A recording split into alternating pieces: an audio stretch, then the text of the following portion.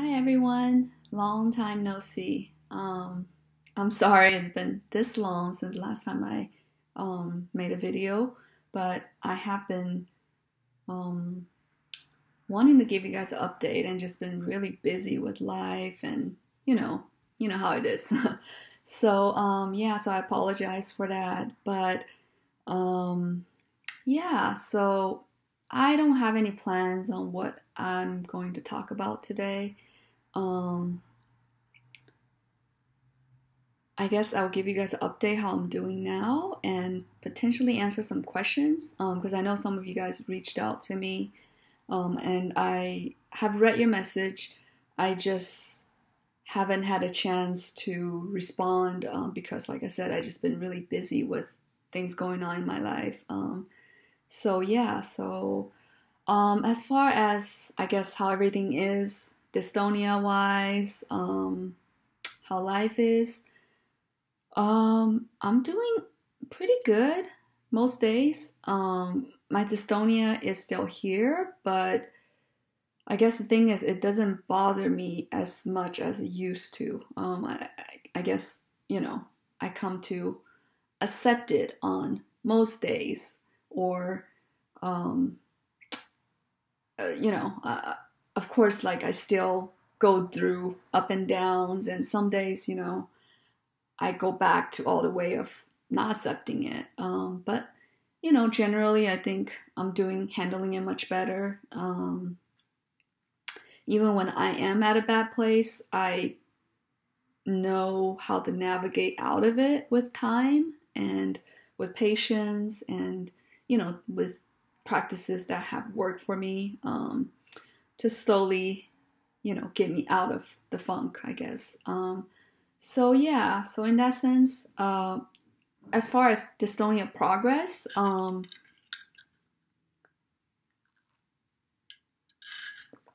would say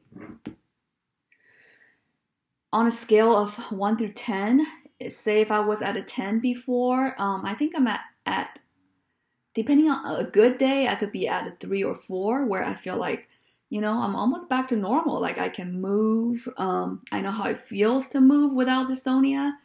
Um, and on a bad day, it could be still pretty bad to like a 9 or 10. Um, and most days I'm hovering around a 5 or 6 kind of a, scale of how I feel, dystonia wise. I still have trouble turning my neck. Uh, I'm still mostly tilted on this side. Um, yeah, so I mean, I don't really want to talk too much about dystonia anymore because it just doesn't really, I don't know, it just, you know. But I do want to answer some questions as far as, um, I think one question is someone asked me, how do I have dystonia and manage to work? Because I think anyone who has dystonia understands that our tolerance for stress, for noises, for sound is much lower than someone without dystonia. So in a regular work setting, even if it's a work that's not potentially very stressful, it could be too much for us. Like simply going to school or something like that. It could be very hard for me to do. So the question is, I don't work.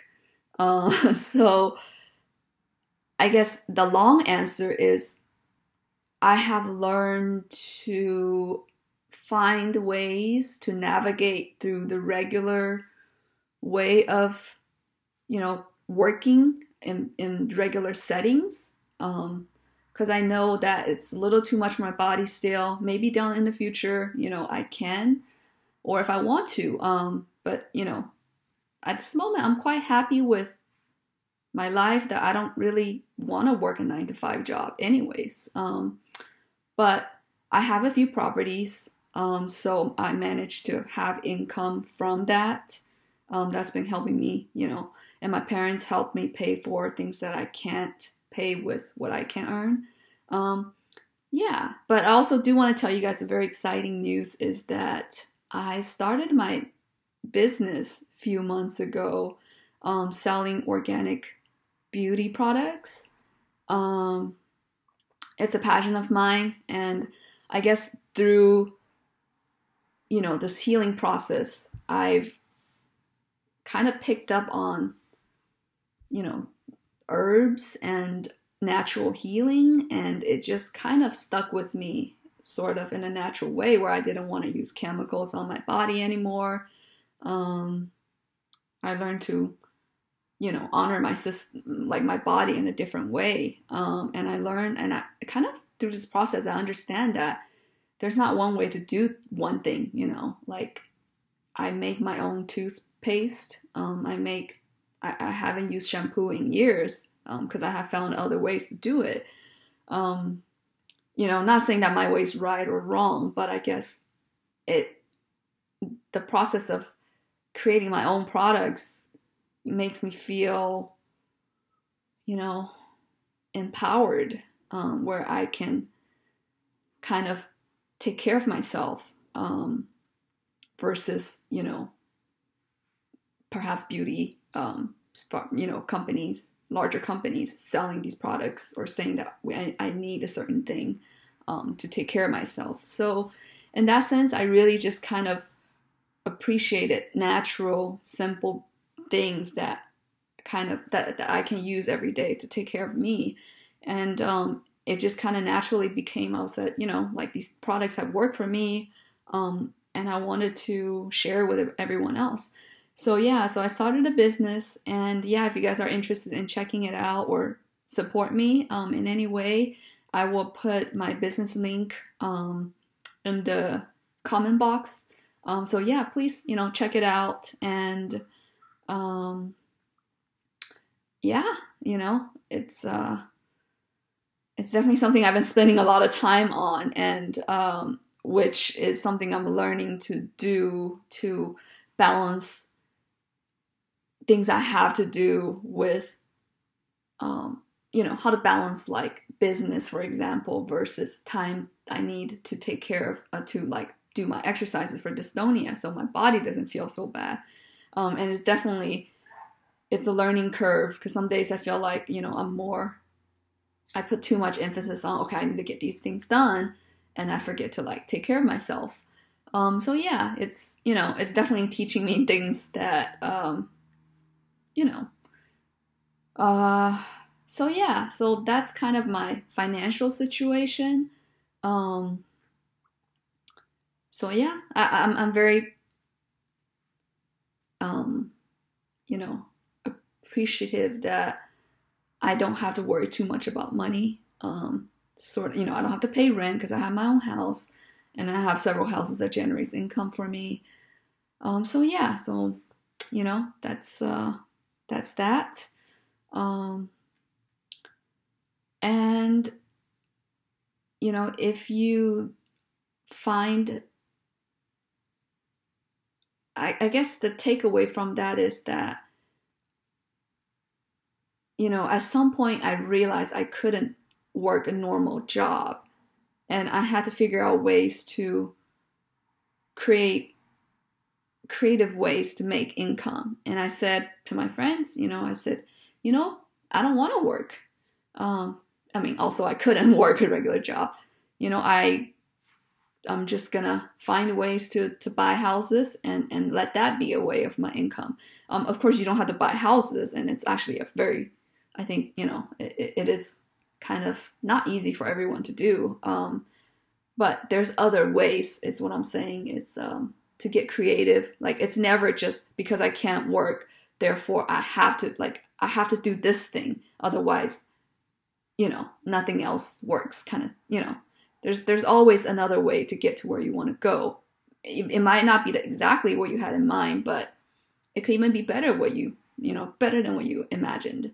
So yeah, so that's that. Other than that, I have a boyfriend, and I'm actually getting married.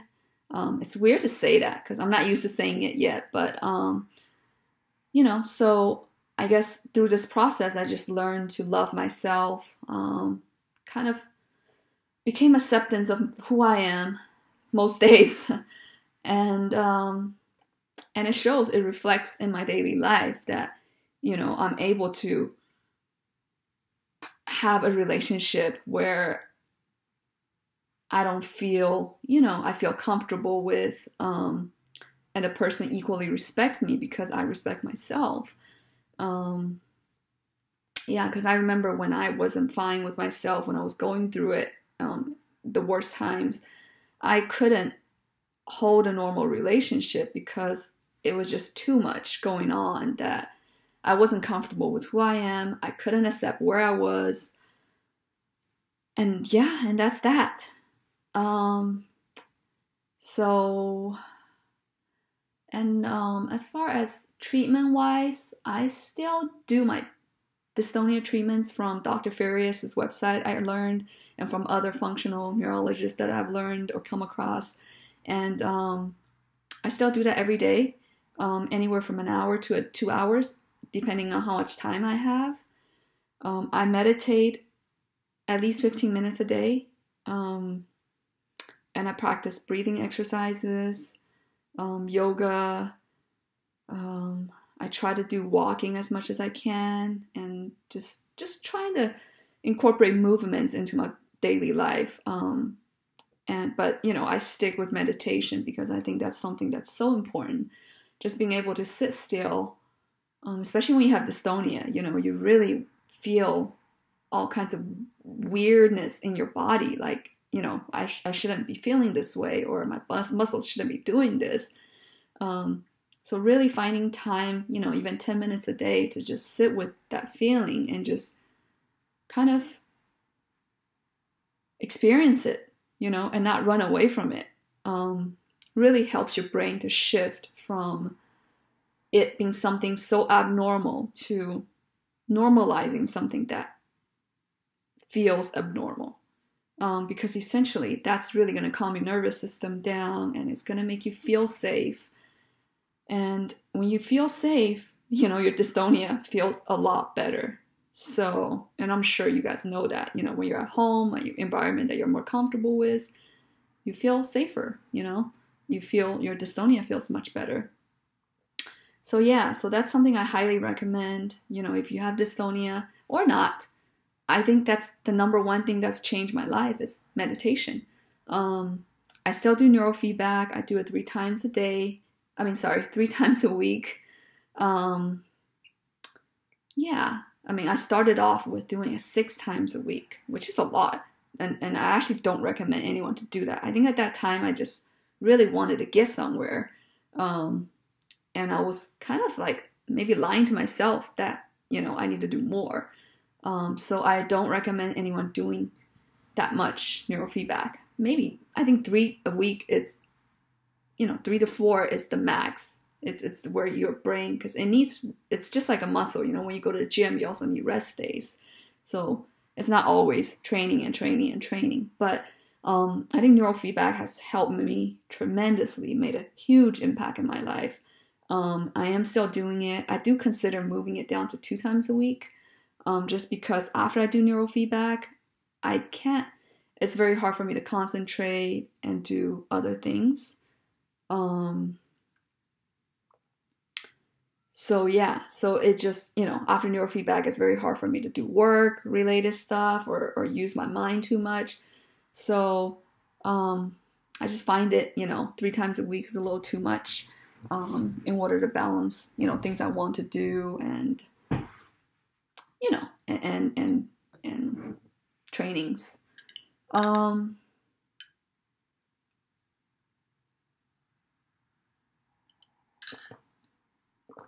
And the last question I'm going to answer is actually from someone who I met at Dr. Farias's workshop in Canada. I saw a comment from you, and I apologize I haven't get back to you. I know it's been a few months since you have posted your question, and I have been meaning to answer you and say hi, but yeah, you know who you are. Anyway, so I know you asked me how did I make a progress in so fast, and my short answer, of course, a lot of things goes into how I made my progress, but the short answer is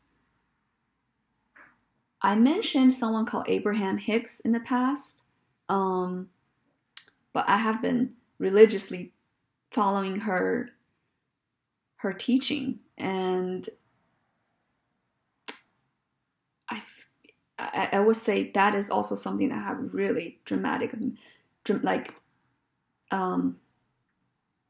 meditation and understanding, learning from Abraham has really changed my spiritual way of thinking and my perspectives around just how everything works, you know. But one thing that really have changed how I perceive, you know, how it really made progress for me was understanding the concept of law of attraction. I know it sounds very out there and very, you know, it might not be your cup of tea. So really just, you know, take it for a grain of salt to whatever you want to take in. But it has worked for me. Is understanding that, because, you know, when I first went to Dr. Farias's workshop, he mentioned you have to give up trying to get better. It's dystonia is such a weird thing. You have to give up trying to get better to get better. And I could not understand I guess even the fact that I understand the concept that I shouldn't try too hard, and, you know, I kind of have to give up all of that trying. I couldn't convince myself to give up because I have been, you know, doing, like, learning from other people and my parents and my personal experience, my entire life, is that the more I do, the better I become. The more I practice, or the harder I try, the better I become at something, you know. And that's just kind of what everyone told you to do. You know, you got to work hard. You got to, you know, that's how humans work. And after understanding the law of attraction, it made me understand why it's important to give up trying. And, you know, and put it in a simple terms, I think law of attraction basically says that what is like itself it's attracted to similar things. You know, they say birds fly in a flock, or is that the term? You know what I mean? Like, it's also kind of like it happens in daily life. Such, for example, like you think about someone like, oh, how is my friend blah blah blah doing? You know, and you haven't talked to her or him for years, and then the next day or out of the blue, they call you and they're like, hey, and then you're like, wow, I was just thinking about you yesterday or the other day. And that is what law of attraction is. And then but then the trick here is that people say, well, why do I, you know, want something and can't have it? It's because a lot of times when you have a desire, you think you're thinking about it in a positive way, but actually you're having, like, for example, you know, me getting sick and focusing on, I want to get better.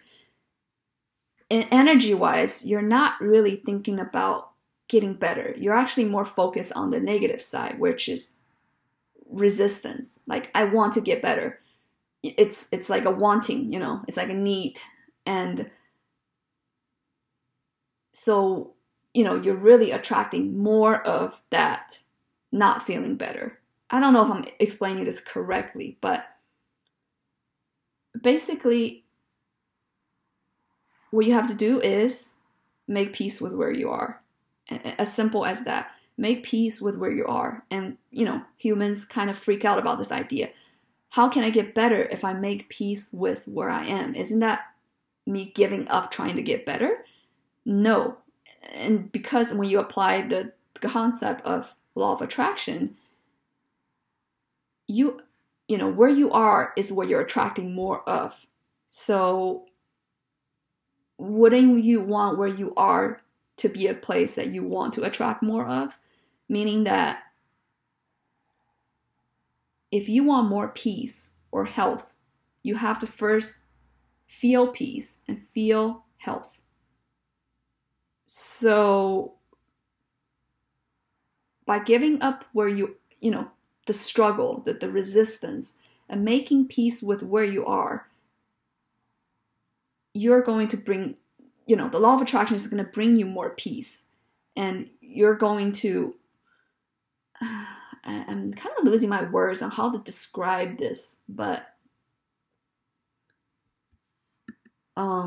yeah, so just, I hope this makes sense to you guys. I think Abraham does a much better job explaining this, but how I got better is I made peace with where I am. I gave up trying to get better, and I approached my exercises in a way where I did them because they felt good. Instead of, I'm going to try to move my neck because it should be doing this. I approached the exercise as, wow, it feels good to just move my neck as much as it could. It feels good to just move my body rather than putting so much pressure that I need to get to this goal, or I need to, get better, or, and putting so much pressure where you're just kind of beating up on yourself. So that's how I got better, because I essentially just said, I'm okay with having dystonia. I'm okay with not being able to move my neck right now. I'm doing this exercise because I understand that I'm here, I'm doing it for the process. I'm not doing it for the results. And, these are simple words, and it might not resonate with you. And it's something that you have to practice over and over and over. And believe me, it's been 3 years, and there's days I still are so focused on getting results that I forget that life is all about the journey, all about the process. And there's nothing to achieve, really. But trust me, if you do this for a few weeks, a few months, you'll start seeing results without you actually searching for it. And you're just going to be a happier person, You're going to be lighter. You're going to feel better about yourself. And when you feel good about yourself, everything you want is going to come to you without any kind of effort or trying, So I guess that's kind of my answers to everyone. But yeah, I will try to keep posting some more, because I really appreciate, you guys supporting me and have listened to me from my worst times to now, and I'm a very appreciative of sharing this journey with you guys, and being able to help whoever I can in this progress or in this process. So yeah, I will try to post whenever I can, and I hope you guys take care of yourself. Just, you're good. You don't have to try to earn your goodness. Everything's working out. And if you look at your life now and look back, everything that you thought was gonna end up horrible have somehow, even if it did, but looking back now, it might have at that moment been really bad, but have taken you to a different place that it's almost like that had to happen for you to become something else.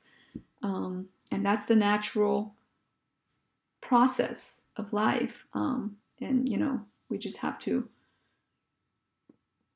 give up our resistance as often as we can, and just allow these things to happen. So yeah, thank you guys. I love you guys, and I hope to talk to you guys soon. Take care.